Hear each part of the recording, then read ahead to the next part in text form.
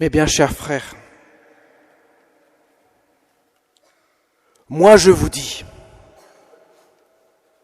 aimez vos ennemis et priez pour ceux qui vous persécutent, afin d'être vraiment les fils de votre Père qui est aux cieux. Mes chers amis, cet évangile que nous venons d'entendre est une perle. L'un des passages les plus importants qui concernent notre vie. C'est un trésor, un joyau. Certes, vous allez me dire que Jésus n'y va pas par 4 chemins. Il est extrêmement exigeant. Déjà, la loi du talion, œil pour œil, dent pour dent, était un progrès par rapport à ce qui se faisait avant. Avant, tu me donnes une gifle, je te tue. Avec la loi du talion, tu me donnes une gifle, je t'en rends une. Mais avec Jésus, tu me donnes une gifle, je te tends l'autre joue. Jésus va beaucoup plus loin. Et l'enseignement de Jésus est absolument unique. C'est la perle du christianisme. Je vous demande de ne pas seulement aimer ceux qui vous aiment, car n'importe qui peut le faire, les publicains, les païens, mais vous, mes disciples, je vous demande d'aimer même vos ennemis. Et je vous le demande d'autant plus que moi, je vous ai aimés sur la croix. Vous étiez tous, de par le péché, ennemis de Dieu. Ce qui veut dire que vous ne méritez absolument pas la vie. Le péché, c'est une rupture de l'homme avec Dieu, qui a comme conséquence, vous le savez tous, la mort. Mais Jésus, Dieu fait homme, ne peut s'en résoudre à cette fin inéluctable. Il a créé l'homme dans la perspective de participer à sa vie divine. Comment pourrait-il laisser l'homme dans un tel désarroi, désespoir? Il appelle donc l'homme au salut, et pour cela il donne sa vie sur la croix. Il est entouré de 2 larrons.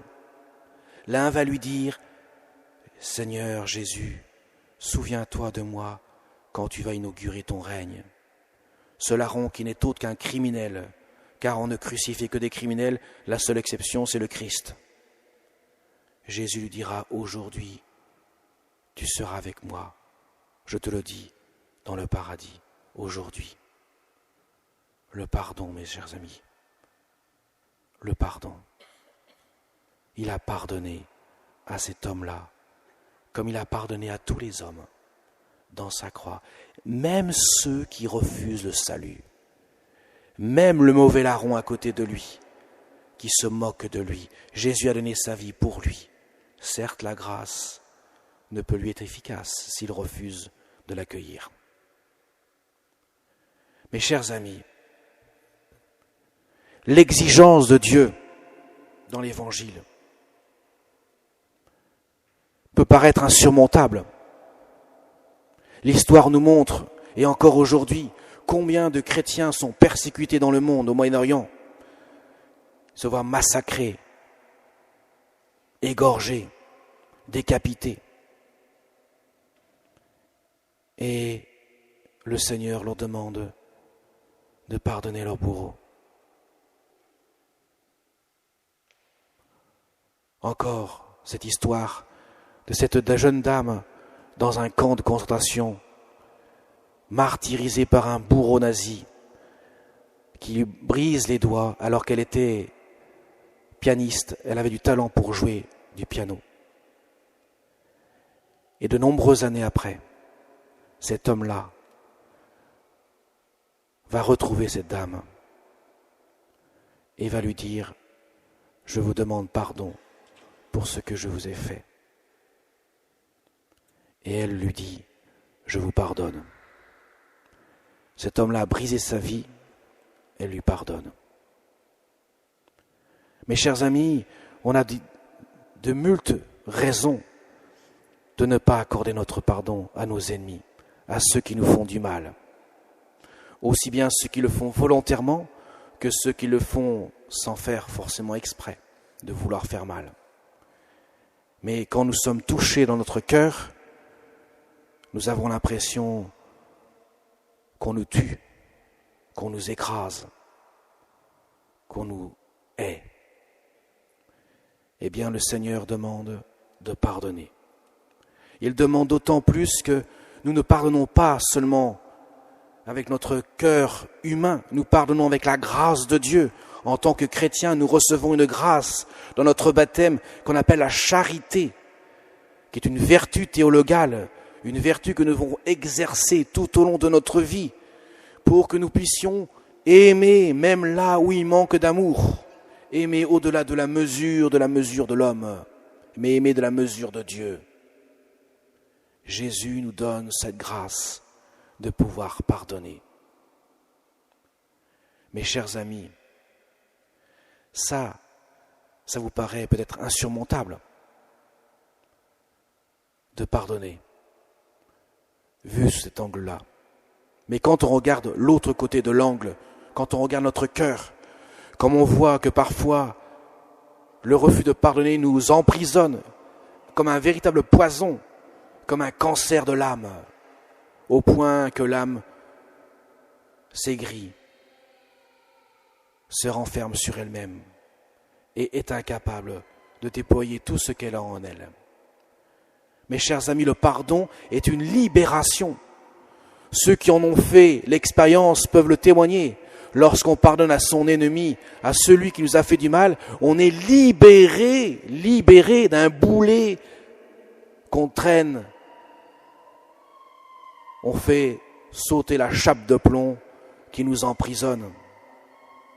Parce que l'amour, le pardon libère le cœur de l'homme des chaînes.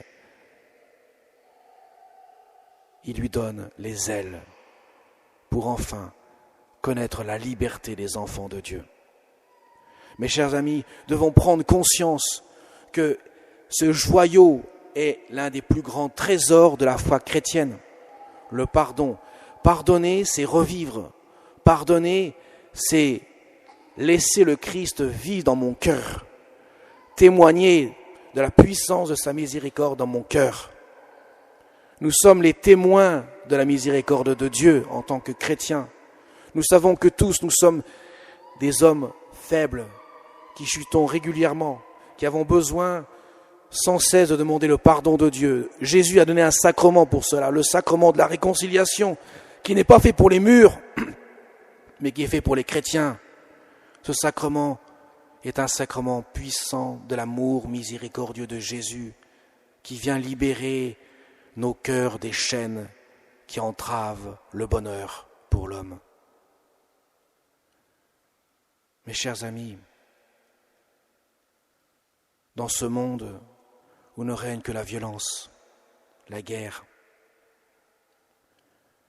et l'escalade forcément de la violence et de la guerre,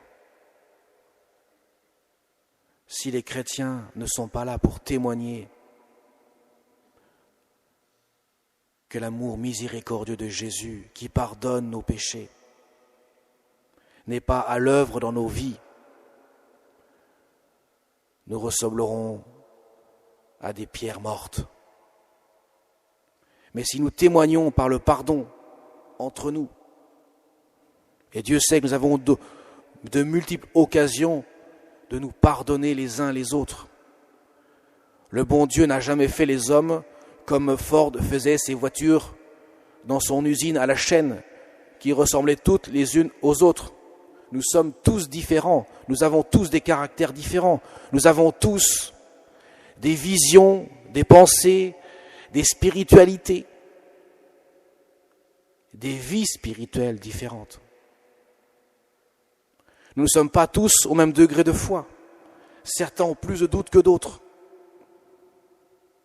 Mais tous, mes chers amis, tous, nous pouvons bénéficier du trésor qu'est le pardon de Dieu. Quand nous pardonnons à quelqu'un, nous libérons l'amour infini de Dieu, de sa croix, qui vient épancher son amour dans notre cœur et dans celui qui reçoit le pardon.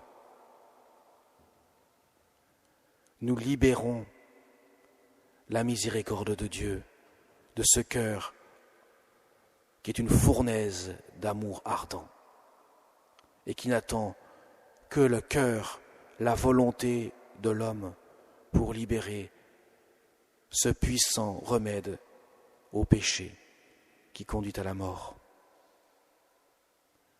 Mes chers amis, je voudrais terminer par la Sainte Vierge Marie. Car là, nous avons vraiment le sommet de ce qu'une personne humaine peut pardonner. Je dis bien le sommet. Personne ne pourra rivaliser avec la Sainte Vierge Marie dans ce domaine-là. La Vierge Marie voit son Fils fouetté, comme personne n'a été fouetté autant que lui. Car tout homme qui aurait été fouetté autant que le Christ serait déjà mort depuis bien longtemps. Le Christ a supporté la flagellation, a supporté la croix d'épines qui s'enfonçait dans son crâne, a supporté les injures des soldats et des scribes et pharisiens, des chefs des prêtres, a supporté cette croix douloureuse, lourde, sur un chemin chaotique. Et enfin, il a supporté les clous qui s'enfoncent dans sa chair et dans ses nerfs, provoquant une douleur indicible. Mes chers amis, la Vierge Marie voit cela de ses yeux de chair. Dans son cœur aurait pu germer une haine féroce contre tous ces hommes-là qui traitent son Fils comme aucun homme ne peut être traité en ce bas monde, avec une telle violence, et qui est toujours en vie. Eh bien, Jésus a l'audace, pour ne pas dire le culot, de lui dire « Femme, voici ton fils », en parlant de Saint Jean. Mais mes chers amis, ce n'est pas que Saint Jean qui était visé, c'est tous les hommes. À travers Saint Jean, Jésus dit, tu vois, toi, femme, je veux que tu sois la mère de tous les hommes, y compris de ces bourreaux, de tous ces gens qui m'ont frappé, qui m'ont injurié, tous ceux qui ont déchiré ton cœur de mère. Car Dieu seul peut comprendre ce mystère d'amour indicible. Et il le transmet à ce cœur de la Vierge Marie.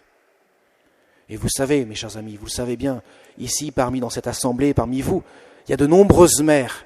Qu'est-ce qu'il y a de plus terrible pour vous, mère, qu'on s'en prenne à votre fils, à votre fille? Il n'y a rien de plus horrible, vous le savez bien. C'est votre cœur qui est déchiré tout entier. Vous préférez 10 fois plus qu'on vous s'en prenne à vous-même qu'à votre propre enfant. Beaucoup de mères me disent cela. Et je pense que c'est le cas de beaucoup de mères, pour ne pas dire la totalité, du moins je l'espère. Eh bien, vous voyez, Jésus dit à sa mère, « Je veux que tu sois la mère. » Ça veut dire, je veux que tu aimes ces hommes comme toi tu m'aimes, moi, ton propre fils. Je te donne la grâce pour cela. Je veux que tu les aimes pour que tu puisses leur faire connaître le royaume de Dieu par ta prière d'intercession inlassable auprès de moi. La Vierge Marie a reçu cette mission et elle l'accueille dans son cœur. Et Saint Jean, lui aussi, voici ta mère. Ça veut dire, mes chers amis, nous tous, nous avons la Vierge Marie pour mère. Voilà pourquoi on ne peut pas traiter la Sainte Vierge Marie vulgairement.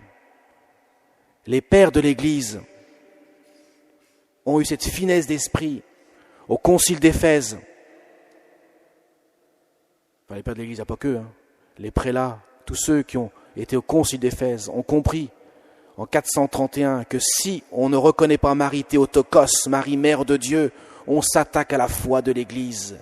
Ça veut dire que si on ne reconnaît pas la mère, la Vierge Marie, comme celle qui a un statut particulier dans l'Église, comme la mère du Fils de Dieu, comme celle qui a engendré dans sa chair, parce qu'elle a engendré d'abord dans son cœur, celui qui est le Fils de Dieu, eh bien, la foi est en péril, si on ne la reconnaît pas comme telle. Alors mes chers amis, quand nous avons des difficultés, quand nous vivons des épreuves extrêmement difficiles par rapport à telle ou telle personne à qui on en veut, qui nous a blessés, volontairement ou pas, peu importe, ça n'a pas d'importance. Ce qui compte, c'est que j'ai été touché dans ma chair et j'ai besoin d'être moi-même pardonné pour pouvoir pardonner. J'ai besoin moi-même d'être réconcilié avec Dieu pour pouvoir réconcilier. J'ai besoin même de recevoir l'amour de Dieu que je reçois dans le sacrement de la réconciliation, que je reçois dans le sacrement de l'Eucharistie, dans son corps et dans son sang, pour que je puisse aussi pardonner. Eh bien, mes chers amis, ne l'oubliez pas, la Sainte Vierge Marie, elle ouvre les cœurs. Elle est celle qui a reçu la mission de son Fils, c'est dans l'Évangile, ce n'est pas une apparition mariale qui dit cela, c'est dans l'Évangile, dans la foi catholique, que la Vierge Marie, elle est celle qui intercède auprès du Fils bien-aimé. Amen.